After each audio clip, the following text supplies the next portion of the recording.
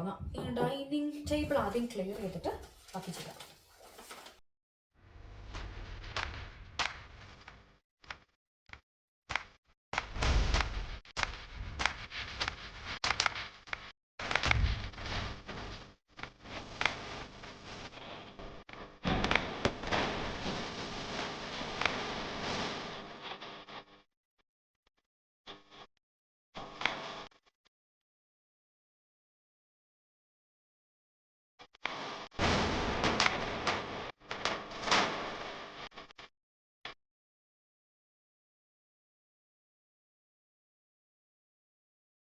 Cloth.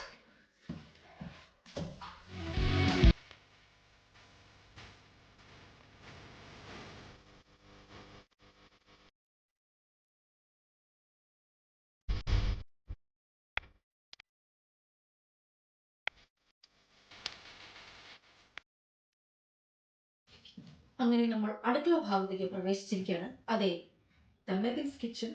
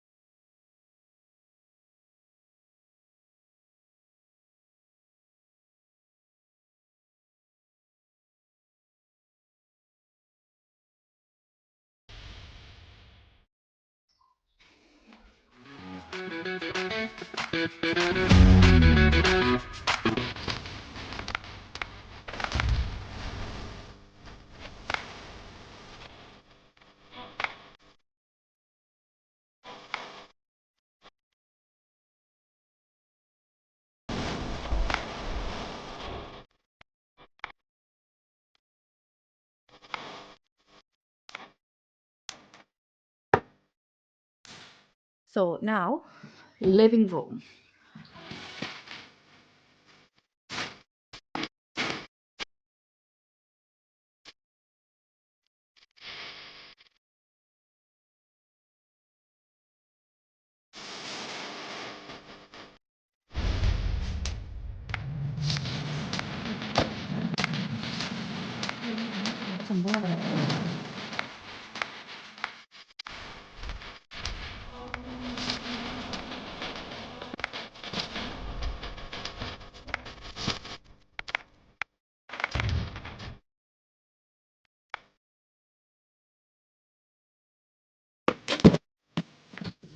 ഇതിനിടയ്ക്ക് ചെയ്യാനുള്ള ഒരു പണി വെച്ചാൽ ഇതൊരു ടിപ്പും കൂടെയാണേ.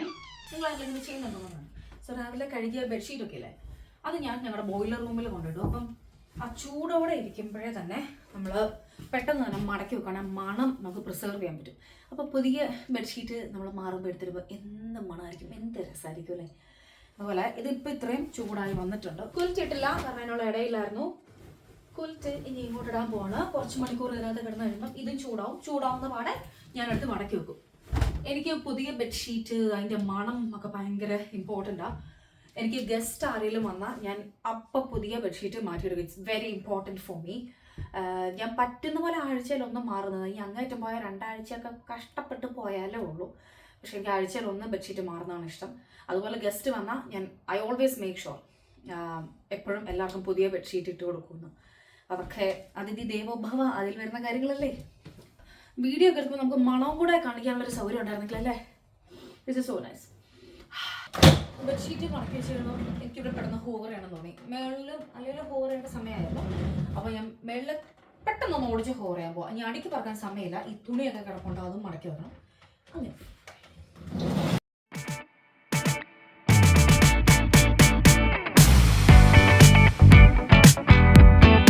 അങ്ങനെ പ്രിയമുള്ളവരെ, 2:25 സമയം. 3 മണിയാകുമ്പോൾ എനിക്ക് അനക്കുട്ടീനെ കൂട്ടാൻ പോകണം. അപ്പോൾ അധികം നേരെയില്ല. ഇനിയിപ്പോൾ ഒരു ചായ കുടിക്കാനുള്ള സമയമൊക്കെ ഉള്ളൂ. ഒത്തിരി ഇനിയും ചെയ്യാനുണ്ട്. ഇപ്പോഴത്തെ പിന്നെ എപ്പോഴേലൊക്കെ ചെയ്യുള്ളൂ. ഇത് എൻ്റെ സെൽഫി സ്റ്റിക്കാണ്. ഞാൻ എന്നാൽ പിന്നെ പോയി വരട്ടെ. ബാക്കി എനിക്ക് വെട്ടം കാണാൻ ബാക്കി എൻ്റെ സൗകര്യം പോലെ ഞാനങ്ങ് ചെയ്യാം. ചിലപ്പോൾ അല്ല അന്നക്കുട്ടീനെ കൊണ്ടുവന്ന് കഴിഞ്ഞിട്ട് എനിക്ക് എന്തായാലും എണ്ണ വെച്ച് നിൽക്കുള്ളൂ. കുളിയൊക്കെ കഴിഞ്ഞിട്ട് എൻ്റെ സൗകര്യത്തിന് ചെയ്യാം. അപ്പം ഞാൻ കാണിക്കാം.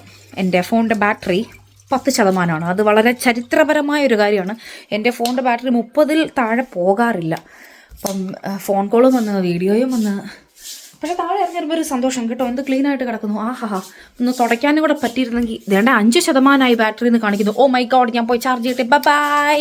ഞാൻ ബൈ പറഞ്ഞെങ്കിലും എനിക്ക് ഈവനിങ്ങിൽ ഞാൻ ചെയ്യുന്നതും കൂടെ കാണിക്കാൻ ശ്രമിക്കാവേ. അപ്പോൾ തൽക്കാലത്തേക്ക് ബൈ. വന്നു, ഞാൻ ചായ ഉണ്ടാക്കിയിട്ട് വന്നു. ഫോൺ 27% ആയി. അപ്പം ചായ കുടിക്കാൻ വന്നു. വേദ് നാട്ടിൽ നിന്ന് കൊണ്ടുവന്ന ആരോ റൂട്ട് ബിസ്ക്കറ്റ്സ് കാണാം. ഇവിടെ ഫോൺ ചാരി വെക്കാം അല്ലേ? യെസ് നമുക്ക് ശരി നേരെ ഇരിക്കൂ. യാ ചായ കുടിക്കാം. സോ 2:35 കഴിഞ്ഞു. ഇനി അധികം നേരെയില്ല. ഇന്ന് എൻ്റെ TV ഒന്നും ഓണാക്കിയില്ല. അപ്പോൾ ചായ കുടിച്ചു. എന്നാ നല്ല വെയിലാണേ. എത്ര നാളാണ് ഇങ്ങനെ ഒരു വെയിൽ കണ്ടിട്ട് ഈ രാജ്യത്ത്? ഒരു 5 മാസമെങ്കിലും ആയിട്ടുണ്ട്. Thank you for this good weather. Thank you. പോണതിന് മുമ്പ് ആ തുണിയും കൂടെ എടുത്താക്കത്തിടാം ഉണങ്ങിയിട്ടുണ്ടെങ്കിൽ. എൻ്റെ സാരി പുറകിൽ കർട്ടനായിട്ട് കിടപ്പില്ല. So glare അടിക്കുകയല്ലോ.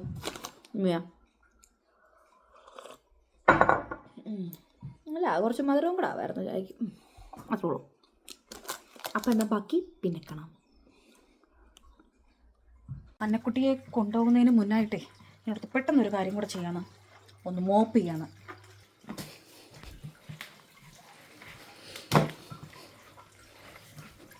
ഫുള്ള് ചെയ്തിട്ട് ഉണങ്ങിക്കിടക്കുമല്ലോ.